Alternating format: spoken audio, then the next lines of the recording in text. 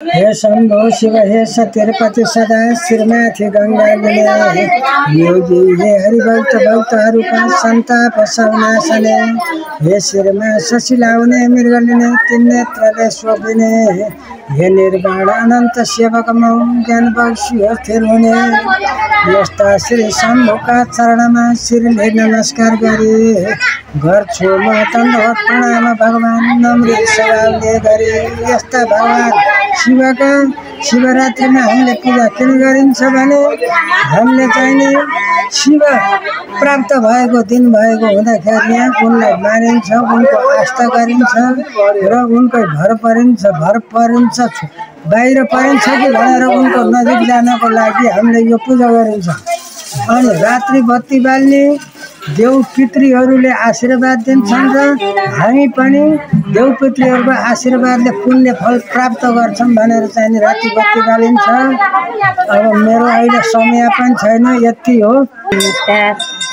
मेरो नाम मिठो भुषाल। धेरै धेरै दिदीबहिनी दाजुहरूलाई धेरै धेरै शुभकामना। हामीले 1 महिना अगाडिदेखि स्वस्थानी पनि व्रत बस्यो, तिथि कर्ता बसेर स्वस्थानी सानी गऱ्यो।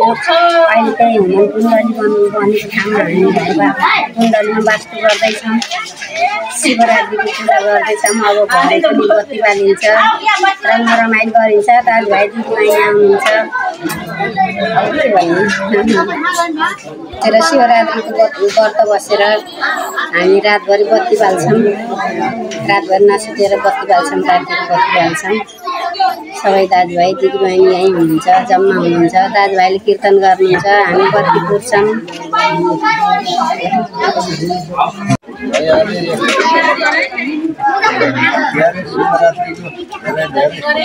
सबै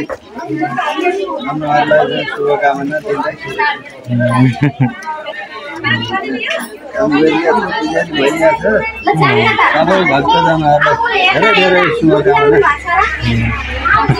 र हाम्रो यो समाज सहरलाई पनि धेरै धेरै धन्यवाद र शुभकामना दिन्छौँ। हामीले पनि अहिले बनाएको यो हुमकुण्डको नाम यही हो अहिले। अनि अब आउनुहुन्छ कि भन्ने आँखतिर आउनु भएन, आउँछु भन्दा कहिले आउनुहुन्छ यहाँबाट यसो बातचित गर्नु पाइएला भन्ने आश गरिराखेका छौँ। हाम्रो चाहिँ भनाइ के छ अरे? हस्त म देउचेली 4 देउचेली टोल सुधार समितिको अध्यक्ष र अनि भजन समूहको अध्यक्ष पनि। मेरो यहाँ प्रत्येक वर्ष यो महाशिवरात्रिमा लगभग 2073 सालदेखि मन्दिर स्थापना भयो। त्यहाँदेखि नै हाम्रो यहाँ दिदीबहिनीहरू चाहिँ पूजा गर्नुको भिड अहिले भन्दा अर्को सालभन्दा अर्को साल चाहिँ भिड भइरहेको हुन्छ। देउचेली 4 का सम्पूर्ण महिला दिदीबहिनीहरू अन्य वर्ग पनि यहाँ शिवरात्रिमा पूजा गर्नको लागि आउनुहुन्छ। अनि प्रसाद ग्रहण भइरहन्छ, प्रसाद ग्रहण खानुहुन्छ र अनि हाम्रो भजन समूहले चाहिँ यहाँ दिदीबहिनीहरू बत्ती कुर्ने क्रममा उहाँहरू उज्यालो गराउनुहुन्छ र हामीहरू पनि भजन कीर्तन गरेर उज्यालै गराएर बसिरहन्छ। र यहाँ आउने भक्तजनहरूले पनि सम्पूर्णले पछाडि खाएर मात्रै जानु होला भन्ने अनुरोध गर्दछु। धन्यवाद। नमस्कार। नवराज अधिकारी पत्रकारलाई हाम्रो तर्फबाट शिवरात्रिको धेरै धेरै शुभकामना छ।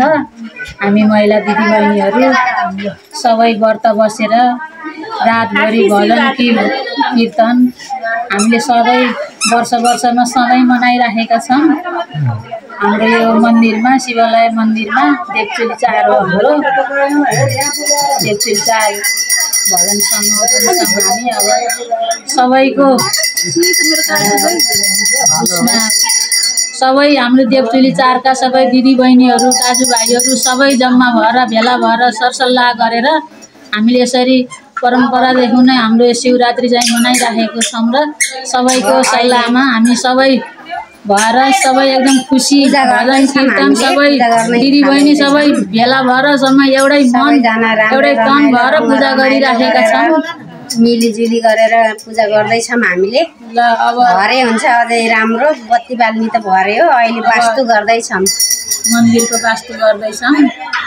अब अरू त हामीले के भन्न सकिन्छ जानिएको छ र अब त्यतिमै शिवरात्रिको धेरै धेरै शुभकामना सबै जनता नेपाली दिदीबहिनी दाजुभाइलाई, विदेशमा बस्ने दाजुभाइ र दिदीबहिनीहरूलाई पनि बुवा आमाहरूलाई सबैलाई हाम्रो जय हो, सबैको राम्रो भलो होस्।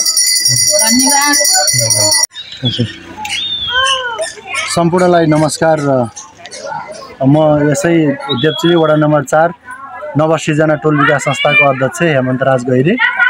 आज यसै देवचुली वडा नम्बर 4 मा दुर्गेश्वरी सेवालय मन्दिरमा सदाका झै 2081 साल फागुन 14 गते आज यो महाशिवरात्रिको अवसरमा यस मन्दिरमा विगतका झै हाम्रो यस मन्दिरको एउटा नेपालको एउटा धार्मिक सहिष्णुता कायम गर्नलाई, एउटा धर्मको रक्षा गर्नको लागि पहिलेदेखि नै हामीले एउटा महाशिवरात्रि पर्व मनाउँदै आएका छौँ।